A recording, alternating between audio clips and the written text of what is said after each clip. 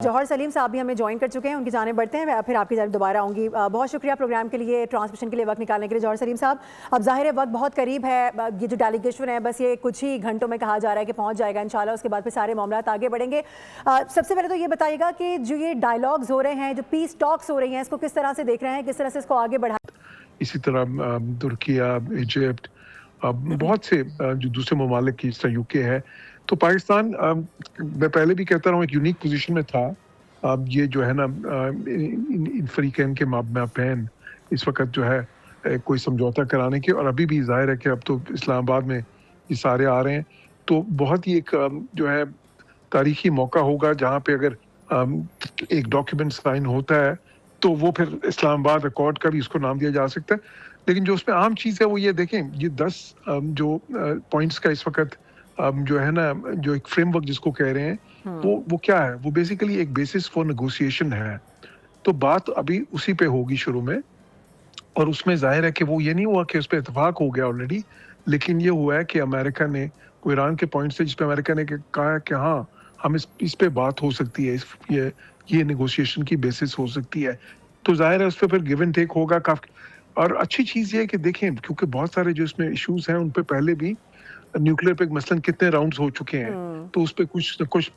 Positions پہلے سے تھوڑی کلوز ہو چکی ہیں۔ اسی طرح جو دوسرے کچھ معاملات ہیں ان پہ بھی بات چیت ہو چکی ہے، انڈائریکٹلی بہت زیادہ یہ پاکستان کے ذریعے بھی، دوسرے کچھ ملکوں کے بھی، پر پرائمریلی پاکستان کے ذریعے، تو اس میں بھی تھوڑی سی پوزیشنز جو ہے پہلے سے ذرا جو ایک بہتر انڈرسٹینڈنگ ایٹ لیسٹ ہے ایک دوسرے کی پوزیشنز کی، تو وہ ہیلپ کرے گا۔ بٹ اسٹل جو ہے نا،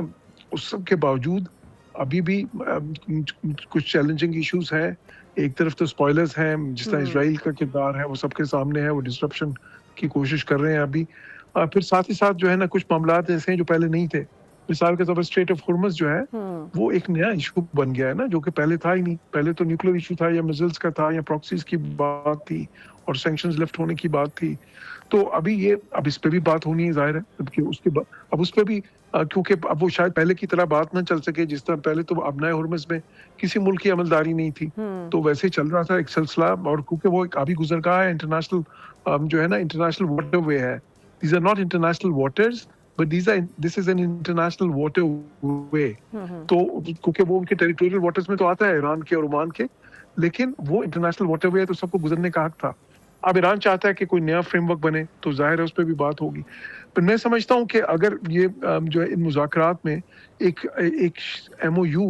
یا ایک جو ہے نا ایسا اگریمنٹ سائن ہو جائے کہ جس میں اگر کچھ ایسے امور ہیں جو بعد میں بھی ڈسکس ہونے ہوں تو وہ اپنی جگہ پہ رہیں، تو وہ بہت بڑی کامیابی ہوگی۔ اور اس میں سب سے اہم چیز یہ ہے کہ جب وہ سائن ہو جائے گا تو پھر یہ سیز فائر پرماننٹ ہو جائے گی۔ ابھی تو یہ 2 ہفتے کے لیے ہے، تو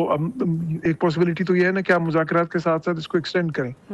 بٹ دوسری یہ ہے کہ جب اگر اس طرح کا جو ایک اگریمنٹ سائن ہو جاتا ہے، یا وہ بے شک وہ ایم او یو کی صورت میں ہو یا اگریمنٹ کی صورت میں ہو،